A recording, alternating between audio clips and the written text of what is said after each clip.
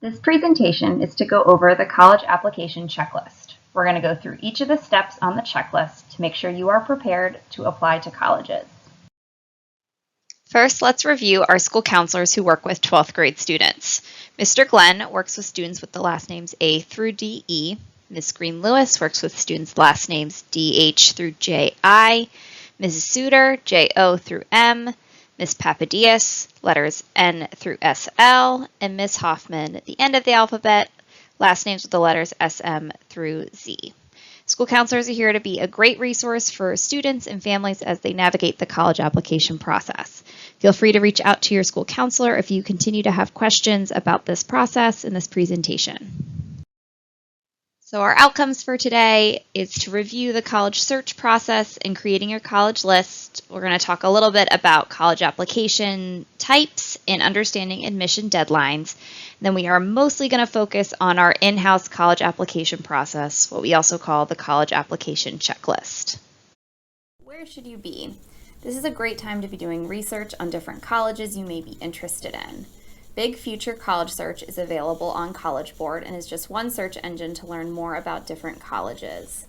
You could also attend virtual college visits, which are usually available on college websites. You can use Naviance, which we'll talk about in a little bit, using their Supermatch feature to learn about different schools, the College Scorecard from the U.S. Department of Education. This is the time to really be thinking about what your priorities are for colleges and what schools you're interested in. For SATs and ACTs, we want to make sure you try to take it at least once during 11th grade. There's another opportunity in August. You can also use Khan Academy to prep. Creating your list of colleges. Pretty average, students apply to about 5 to 8 schools.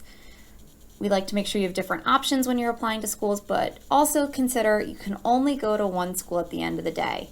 We know that when you start applying to too many schools, it can get overwhelming with the time commitment and how much it costs for those applications.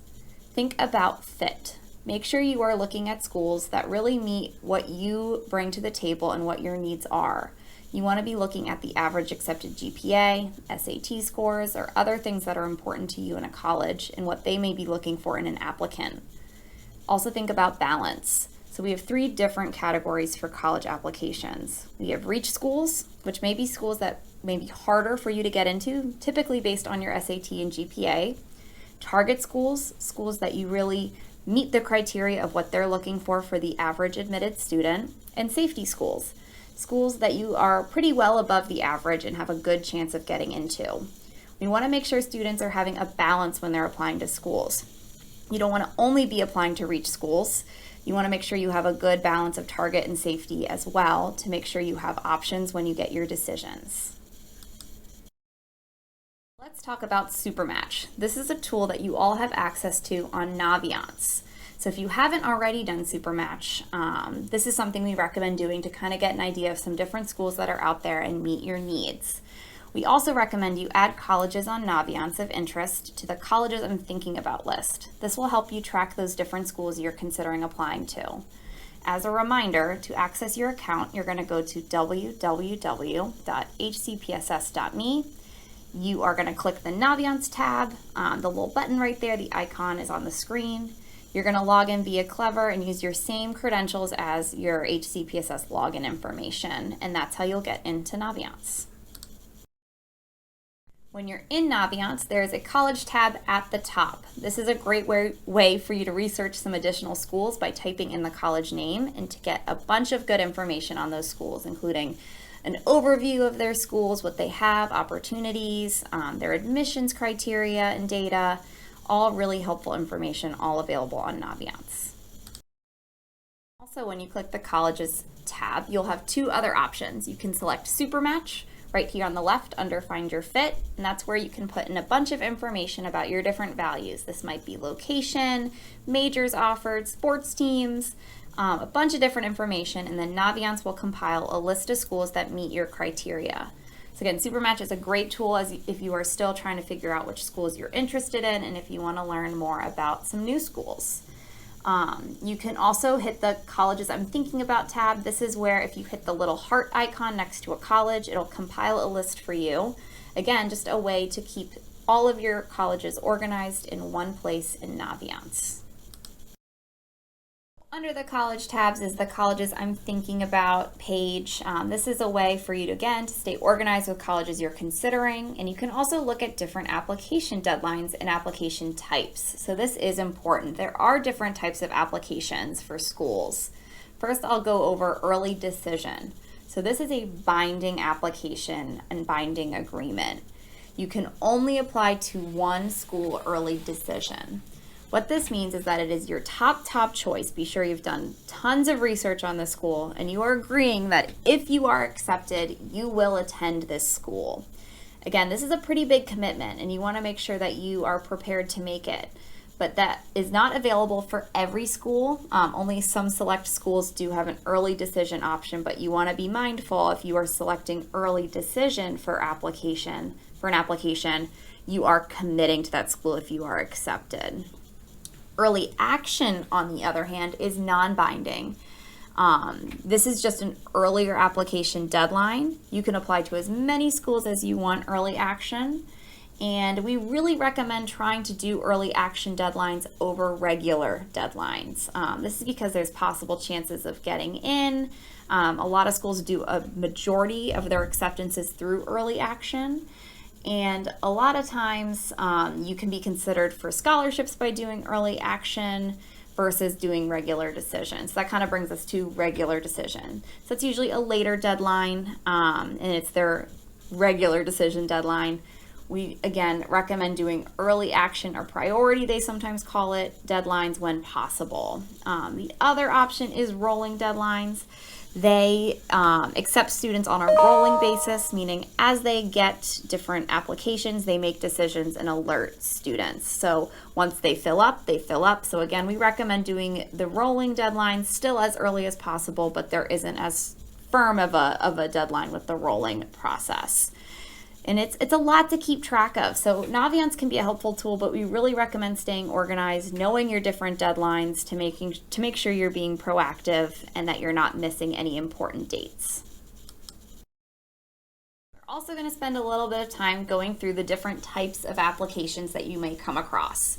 There is the Common Application, the Coalition Application, the Common Black College Application, and some schools use their own unique application. So I'm going to go through each of these on unique slides. So first, let's review the Common Application.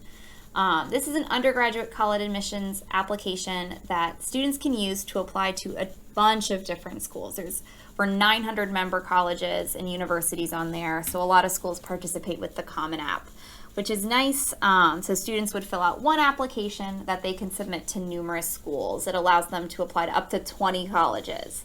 Something to note, even though you kind of fill out one application for these schools, a lot of colleges do require supplemental materials along with the mandatory materials of the Common App. So this might be some supplemental questions, a supplemental essay, in addition to what's required on the Common App. But it is still nice to only have to fill out all that background information once for your different schools on the Common App. The Common App is free to use, but many schools do require you submit an additional fee to apply to them, and application fees can range from $25 to $90. So it does add up kind of if you're applying to a lot of schools, but to use the Common App is free. The Coalition for Access, Affordability, and Success application, we often just call the Coalition app. It's another free platform, similar to Common App, just a different platform, but it does have fewer schools than the Common App. The main difference is that the Coalition application attempts to give lower resourced and underrepresented students a little bit more help throughout the process. But like the Common App, it is free to use, but students do need to, pay some different application fees as applicable for each individual school. For both the Common App and Coalition, if you are in the need for fee waivers for college applications, if you qualify, especially students with free and reduced meals or other financial needs, please contact your school counselor who may be able to provide you with a fee waiver if you do qualify. And the Common Black College application is another platform for students who might be interested in historically black colleges and universities, also known as HBCUs. which really is a great opportunity. They only charge a one-time fee of $20, and it allows you to apply to up to 60 schools. So a great way to save money if you're planning to apply to multiple HBCUs. And students aren't eligible for fee waivers to complete this because of the low cost of only $20 for up to 60 applications. Now that you have your college list, it's time to talk about the college application checklist. So this process is for any student who needs to request a transcript or letter of recommendation. This can be for a 2-year, 4-year school, technical school, a scholarship, etc. There are several steps that you need to complete and be aware of to make sure that your transcript or other materials are sent where they need to be. This is what our college application checklist looks like. I'm going to go through these different tasks step by step, and so you know that the actual checklist with all of the different tasks is going to be available on both our Student Services website and on our Canvas page for student resources. So we're going to go through these, but definitely make sure you have a copy of the college application checklist. I mean, I really recommend even going one by one, making sure you don't miss any steps, but we will have this available for you all. So step 1 is to ask teachers for letters of recommendation. We suggest students ask 2 teachers to secure these for college applications. We recommend students ask these during their junior year in the spring, but don't worry if you haven't already. You can still ask teachers in the fall.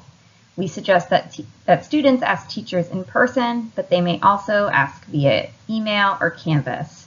It's important that these requests are personable. Teachers are taking out time to write letters on your behalf. So that brings us into who should write your letters of recommendation. So first off, it's really important to look at your applications and what they are requiring. If they are asking for teacher letters of recommendation who've seen you in an academic setting, this does need to be someone who's taught you. We get this question a lot. People may want to ask coaches or another staff member they might have worked with, but not in a classroom. But if they're asking for a classroom teacher who had you, be sure to be following those directions. Next, you really want to be thinking about who are those teachers who really got to know you. What would they be able to say in their letter of recommendation? What kind of student were you in their class? Could they speak to your resiliency, work ethic, respect, or other character traits? Maybe consider what major academic program you want to pursue. If you've happened to have a great teacher and a great relationship with someone in one of those areas, that might be something to consider. And do your colleges ask for recommendations from a specific content area? These are all things you're going to want to check on your applications. We typically recommend, if you are getting 2 teacher recommendation letters, try to get one from a core content area. That would be math, English, social studies, or science. And that second one could really be from whatever class you would like. But that's usually a safe bet, is trying to get one in that core academic subject and the other one could be in whichever subject. But again, schools can be unique in what they request, so be sure to be reading those applications. In some scenarios, they don't want 2 teacher letters of recommendation. They may only want 1. And if they only ask for a certain number, please be sure to listen to that. They likely will not read any additional or supplemental letters of recommendation unless they write on their application that they will. Also, things to be mindful, just think of teachers that you've had great relationships with who would be able to speak to who you are. And more recent teachers can be a strength. It can be difficult for a teacher who may have had you in 9th grade to write a strong letter because they haven't had you in a long time, unless maybe that's a teacher you had for more than 1 year or has seen you more recently and would have strong things to write. Just things to consider when asking for teachers to write letters of recommendation on your behalf. You want to make sure it's going to be a strong letter and something that's going to help you, and be sure to ask that teacher.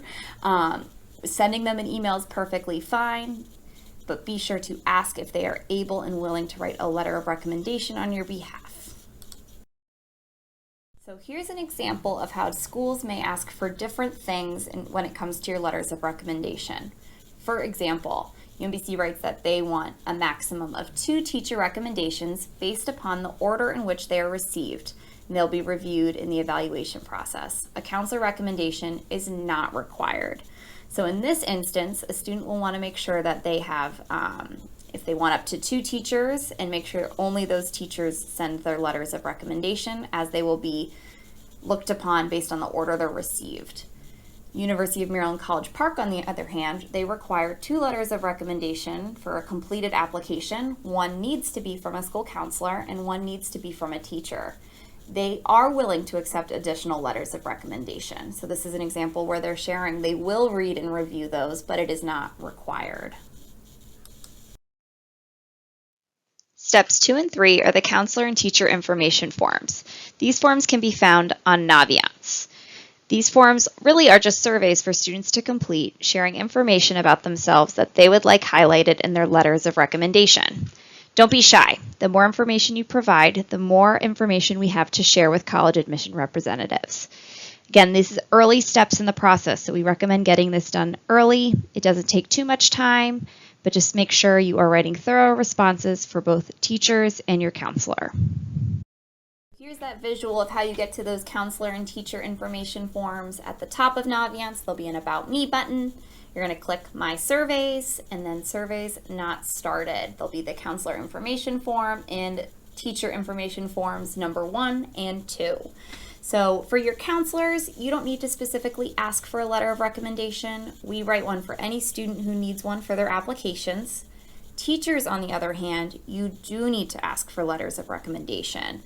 So it's important that you ask your teachers first before completing your forms. You want to make sure that they are willing and available to write a letter on your behalf before filling out all this information. But once they agree and they're willing to write a letter, you can go ahead and fill in those information forms for your teachers. Step 4, Parent Information Form. This is an optional step where parents have the opportunity to share additional information with school counselors for their student's letter of recommendation. If there is more information that you feel a student hasn't shared already, or just to paint a better picture of a student's circumstances, please feel free to share this information with the counselor on Naviance. This should look pretty familiar, but for the parent information form, students need to go to About Me, Surveys from your school, and see the parent information form. Parents would just complete this survey on Naviance for counselors to be able to access it. Step 5, NCAA Eligibility Center. This step only applies to students who are planning to play a D1 or D2 sport in college. If this is the case for you, it is important that you register with the NCAA Eligibility Center through their website and create an account. You will also need to request an official transcript be sent to the NCAA Eligibility Center. You will do this using the transcript request form, which we'll get to in just a moment. This is an additional step that, again, all students planning to play a D1 or D2 sport in college must take. Step 6, Submitting transcript request forms and record release forms. Both of these forms are available on a Google form that is on the checklist. This is a very crucial step in the process to alert us which schools you are applying to. You will need to complete one Google form per school that you are applying to. These requests to send your transcript need to be made 20 school days prior to your college deadline. We have a linked-in college due date chart that I'll share with you in just a moment. Please note that this form is how we know that you are applying to a school. Once you submit this form, we will add these colleges on Naviance for you for the colleges you are applying to. You will not be able to complete the following steps after step 6 until your transcript request form and release form are turned in. Some additional information about transcript requests. All requests must be submitted electronically through the Google form. Again, one Google form should be submitted per school that a student is requesting a transcript be sent to. This form also allows students to request counselor letters of recommendation. There will be a question on the form asking students if they need a counselor letter of recommendation sent to their schools. If that is the case, students should select yes. Please allow 20 school days to complete requests for transcripts. We really need enough time to make sure all materials can be sent to students' schools. There is a college application deadline chart to help students keep track of important deadlines and get everything sent on time. There is also a waiver form attached to the transcript request Google form. This is a waiver asking students to waive their rights to access their letters of recommendation. This is something that college admissions asks students to do in order to make sure that letters written are confidential when submitted to colleges. Here's that cheat sheet I was mentioning. Again, all letter of recommendations and transcript request forms need to be in 20 school days prior to the deadline. This gives us enough time to make sure all materials are submitted on time to your schools. So this little cheat sheet will show different college deadlines and the date that corresponds with the last day to be turning in the requests. So for example, November 1st, a very popular deadline in the state of Maryland for early action applications. The deadline for that request, the 20 school days in advance, would be October 1st. We go ahead on this form, we list a lot of the very common college deadlines along with that deadline to return the request. So please, please, please stay on top of your deadlines, be proactive, and make sure you are submitting things in on time so that everything is sent to your schools on time. On to step 7, inviting teachers in Naviance. So there is another step. Once you've turned in your transcript request forms, those schools will be added to colleges I'm applying to. At that point, you can invite your teachers in Naviance to submit their letters. This is a really important step without which teachers cannot submit letters of recommendation on your behalf. When you complete this step, you will be added to their list and they will be able to upload and send their letters in. I'm going to go through these steps in Naviance on the following slides. Invite your teachers on Naviance. First, you are going to log into Naviance. You're going to click Colleges on the toolbar at the top of the page. You're going to scroll down to Apply to Colleges, and then you're going to click Letters of Recommendation. Next, you're going to click Add Request, and then you're going to complete questions 1 through 3, where you're going to select a teacher to write the recommendation. You're going to select which colleges you want this teacher to send and write a letter for. And then you're going to include a personal note for your reminder or anything else you need. Then you're going to hit Submit Request. You're going to do this for each teacher who is writing a letter of recommendation on your behalf. Please note, only Howard High School current teachers are going to be available to submit letters through Naviance. ARL teachers are not on the drop-down list, but they can still submit a letter of recommendation on your behalf.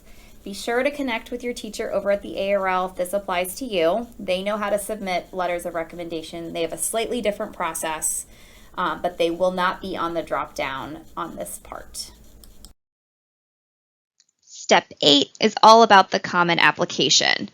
I'm going to go through some steps that are really important if you are using Common App for any of your college applications. It's really important that you complete a step called matching in order to match your Common App and Naviance accounts. Since we send all of our documents electronically through Naviance, it is important that you match these two accounts. I will go through these steps in the next few slides, what you need to do to make sure that all of your transcripts and letters of recommendation get submitted correctly. Matching your Common Application with Naviance is a two-part task. So first, you need to make sure you have a Common Application account and have that open. When you are in your Common App, you are going to click My Colleges and make sure you have added at least one college. This is important. You won't be able to match unless one college at least has been added. You are going to need to complete the Education section of the Common App, and you are going to need to sign the FERPA agreement. Once that part is completed, you will log into Naviance and a little alert will pop up at the top. It'll say, it looks like you're not currently able to apply to these schools. Please match these accounts. And then you're going to just hit the Match Accounts button. And then ta-da, your accounts are matched. All right, we've made it to the last final steps, steps 9 through 12. These are important steps that students really need to be doing independently, but we wanted to put them on the checklist as a reminder. So step 9, requesting test scores be sent to colleges. If you are planning to submit any SAT or ACT scores to colleges, it is the student's responsibility to request those directly through the testing sites, so either College Board or through ACT, to send to each of their colleges. This is not something that the high school is able to send on students' behalf. So students do need to make sure that they are submitting those scores in a timely manner. They do have sometimes a processing time to send those scores. So students want to be sure that if they are submitting test scores, they get on that early on and make sure that everything gets submitted on time. Step 10, completing the free application for student aid, also known as FAFSA. This opens October 1st. We highly recommend that students and families do submit an application for FAFSA to be eligible for different forms of federal aid, and sometimes it can be used for different scholarship determinations as well. Step 11 is completing the college scholarship profile, also called the CSS profile on College Board. There are some colleges and universities that require the CSS profile be completed. If this is applicable to you, you should be submitting this 2 weeks prior to the earliest college application deadline. So please take a look at the list of CSS profile to make sure if that applies to any of the colleges you are applying to, that students are completing this profile. And then lastly, submitting applications by the deadline days posted by the college. So at this point, you just need to make sure everything is turned in and students need to actually submit their applications. You want to make sure you are paying close attention to those deadlines, getting everything turned in on time, and that students are submitting their applications on the college website or through their different application websites. Before we wrap up, I want to review what we send to your colleges as Howard High School and what you as the student are responsible for sending to your colleges. So to start, we send your official high school transcripts based on the transcript request form you fill out. We will send your high school transcripts, which include your current senior year schedule. Please note that official transcripts can't be released until early October. We will get that date to you all when we have it from the county, but that is the earliest we are able to release official transcripts. We also send out midterm grade reports to all of your colleges, and we do this for all students. Midterm grades will reflect your quarter 1, quarter 2, and midterm grades. So this is a plea to please do your very best senior year, as sometimes colleges will take into account these grades. We will also send a copy of your final transcript to the school you have selected once you have graduated. We also send a copy of a high school profile to each of the colleges you are applying to. This is a profile about Howard High School that colleges request we send. We will also be responsible for sending letters of recommendation. This will be counselor and teachers if requested by the student in the timely manner. So what do you as the student need to submit to your colleges? You need to actually submit your application. So this would be the application, your college essays, any application fees. Please be sure to submit all of these things by the deadline. Fee waivers are available for students who meet eligibility requirements for free and reduced meals. So please reach out to your school counselor if that applies to you. You are also responsible for submitting your SAT or ACT scores if you are submitting those to schools. Again, you will need to submit requests for that through their website, so either College Board or ACT website. You are also responsible for submitting the FAFSA and CSS profile by those deadlines. So we made it to the end of this presentation and the end of the college checklist. So please remember to refer back to the college application checklist. I know it's a lot of steps, but we want to make sure that everything is done correctly and done on time. Always know that you can reach out to your school counselors with questions, concerns. We are here for you and wish you the very best of luck on your college application.